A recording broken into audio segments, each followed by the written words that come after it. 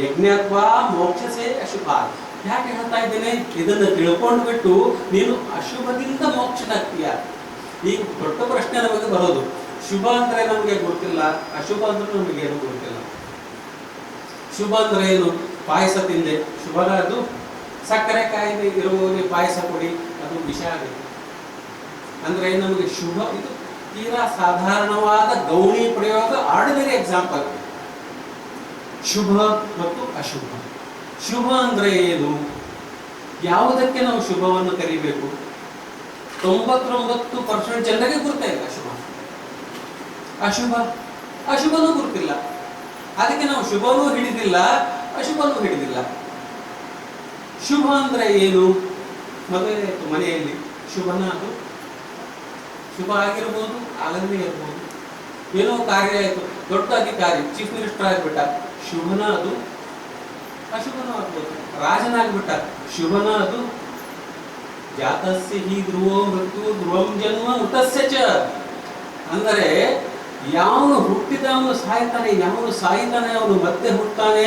ಅರ್ಜುನ, ಶುಭ ಮತ್ತು ಶುಭ ಮೊದಲು ತಿಳ್ಕೋ. ಶುಭ ಅಂದರೆ ಯಾವುದು ನಿನಗೆ ಮೋಕ್ಷ, ಪರ್ಮನೆಂಟ್ ಇಟರ್ನಲ್ ಬ್ಲಿಸ್, ಜ್ಞಾನಾನಂದಮಯವಾದ ದೇಹವನ್ನು ಯಾವುದು ಕೊಡುತ್ತೆ. ಈ ಪುನರಪಿ ಜನನಂ ಪುನರಪಿ ಮರಣಂ ಪುನರಪಿ ಜಠರಿ ಜನನಿ ಜಠರೇಶನಂ ಭಜಗೋವಿಂದಂ ಭಜಗೋ, ಶಂಕರಾಚಾರ್ಯ ಹೇಳ್ತಾರೆ. ಅಂದರೆ ಯಾವುದರಿಂದ ನಿನ್ನ ಮತ್ತೆ ಮತ್ತೆ ಜನ್ಮ ಬರ್ತದೆ, ಯಾವುದರಿಂದ ಮತ್ತೆ ಮತ್ತೆ ಮರಣ ಬರ್ತದೆ, ಇದು ಅಶುಭವಯ್ಯ. ಸಂಸಾರದಲ್ಲಿ ನೀನು ಹಣ ಗಳಿಸಬಹುದು, ಅಧಿಕಾರ ಗಳಿಸಬಹುದು, ಇನ್ನೂ ಏನೇನನ್ನೋ ಗಳಿಸಬಹುದು, ಆಸ್ತಿಯನ್ನು ಗಳಿಸಬಹುದು, ಮಹಾರಾಜನಾಗಬಹುದು. ಆದರೆ ಒಂದು ದಿನ ಮುಕ್ತಿದೆ, ಒಂದು ದಿನ ಸಾವು ಇದೆ. ಮನುಷ್ಯ ಎಷ್ಟೇ ಶ್ರೀಮಂತನಾಗಲಿ ಅವನಿಗೆ ಸಾವು ಇದೆ, ಮುಕ್ತಿದೆ, ಜರಾಮರಣ. ಅಂದರೆ ಯಾವನು ಈ ಸಾವಿನ ದವಡೆಯಿಂದ ಪರ್ಮನೆಂಟ್ ಆಗಿ ಹೋಗ್ತಾನೆ.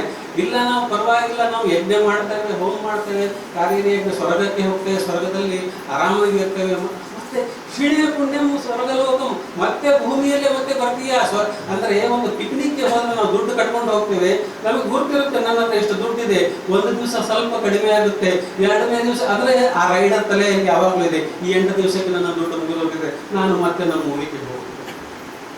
ಅಂದರೆ ಈ ಭಯ ಸ್ವರ್ಗದಲ್ಲಿಯೂ ಇದೆ. ನರಕದಲ್ಲಿ ನಾವು ವಿಚಾರ ಮಾಡೋ ಪ್ರಶ್ನೆಗೆ ಬರೋದಿಲ್ಲ. ಯಾಕಂದ್ರೆ ಎಲ್ಲ ಇಲ್ಲಿ ಸೇರಿದವರೆಲ್ಲರೂ ಹನುಮಂತ ದೇವರ ಭಕ್ತರು, ಹನುಮಂತ ದೇವರ ಭಕ್ತರೆಲ್ಲರೂ ಮೋಕ್ಷಕ್ಕೆ ಯೋಗ್ಯರು.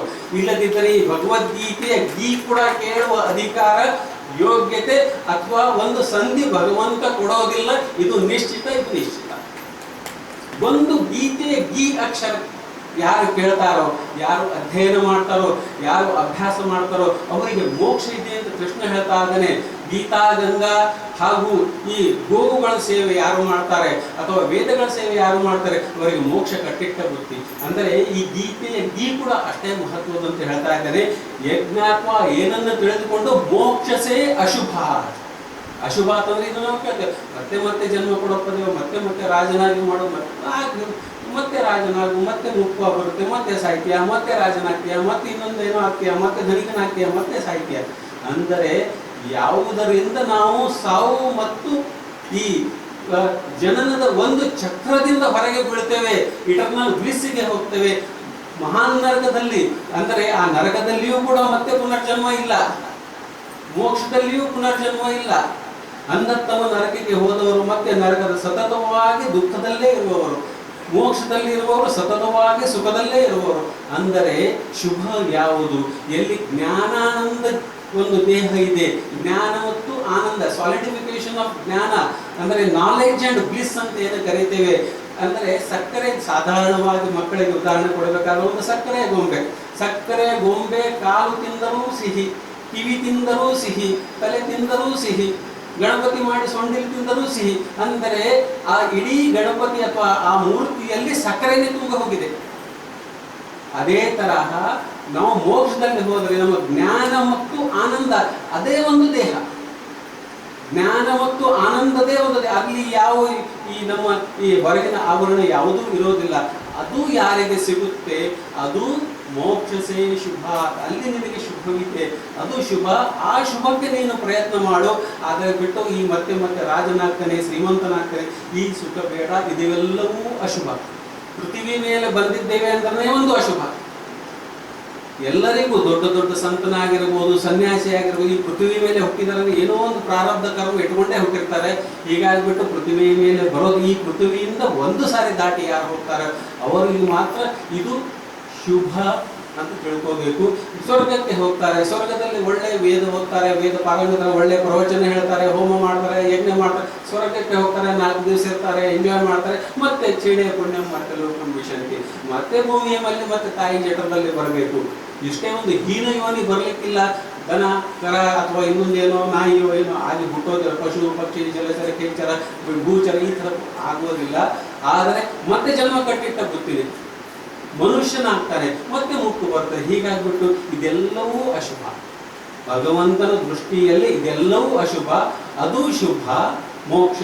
ಅದನ್ನ ಹೇಗೆ ಪಡಿಬೇಕು ನಾನು ನಿನಗೆ ಹೇಳ್ತಾ ಇದ್ದೇನೆ. ಅದಕ್ಕೆ ಇದು ಟಾಪ್ ಸೀಕ್ರೆಟ್. ಇದು ವಿದ್ಯೆಗಳ ರಾಜ, ಇದು ಟಾಪ್ ಸೀಕ್ರೆಟ್. ಅದಕ್ಕಾಗಿ ಬಿಟ್ಟು ಭಗವಂತ ಈ ಮೊದಲನೇ ಅಧ್ಯಾಯದಲ್ಲಿ ಮೊದಲನೇ ಶ್ಲೋಕದಲ್ಲಿ ಹೇಳ್ತಾ ಇದ್ದಾನೆ, ಇದಂತು ತೇ ಗುಹ್ಯತಮಂ ಪ್ರವಕ್ಷ್ಯಾಂ ಅನಸೂಯವೇ ಜ್ಞಾನಂ ವಿಜ್ಞಾನ ಸಹಿತಂ ಯಜ್ಞಾತ್ವಾ ಮೋಕ್ಷಸೇ ಅಶುಭ. ಇದು ಏನಿದೆ ಇದು ವಿದ್ಯಾ? ರಾಜವಿದ್ಯಾ ರಾಜಗುಹ್ಯಂ. ರಾಜವಿದ್ಯೆ ರಾಜಗುಹ್ಯೆ. ಪವಿತ್ರಂ ಇದನ್ನುತ್ತಮಂ. ಇದು ಪವಿತ್ರವಾಗಿದೆ, ಇದು ಉತ್ತಮವಾಗಿದೆ. ಈಗ ಹೇಳಿಬಿಟ್ಟು ಇದು ಇಷ್ಟೊಂದು ಮೋಕ್ಷದ ಬಗ್ಗೆ ಹೇಳ್ತಾ ಇದೆ. ಇದು ಮತ್ತೆ ಹೇಗೆ ಮಾಡೋದು ಕಠಿಣವಾಗಿದೆ.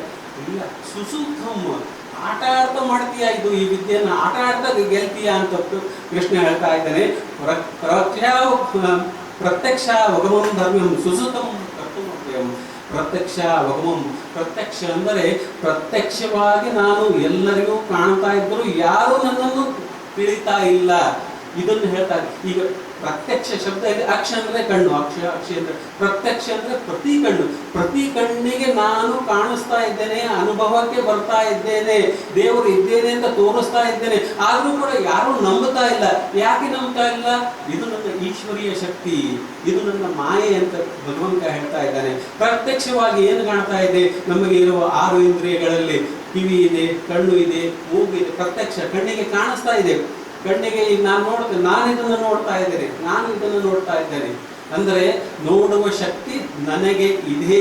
ನಾನು ಮನಸ್ಸು ಮಾಡಿದರೆ ನೋಡ್ತೇನೆ, ಮನಸ್ಸು ಮಾಡಿದರೆ ನಾನು ನೋಡೋದಿಲ್ಲ. ಈ ಶಕ್ತಿ ನನ್ನಲ್ಲಿ ಇದೆ ಅಂತ ನಾನು ತಿಳ್ಕೊಂಡಿದ್ದೇನೆ. ಇದನ್ನು ನೋಡಲಿಕ್ಕೆ ಹೋಗಿ ಕೇಳಿ, ಕಣ್ಣು ಇದೆ, ನೋಡ್ಲಿಕ್ಕೆ ಆಗೋದಿಲ್ಲ. ಅಂದರೆ ಪ್ರತ್ಯಕ್ಷವಾಗಿ ಅದನ್ನು ಕಂಟ್ರೋಲ್ ಮಾಡುವ ಶಕ್ತಿ ಬೇರೆ ಇದೆ.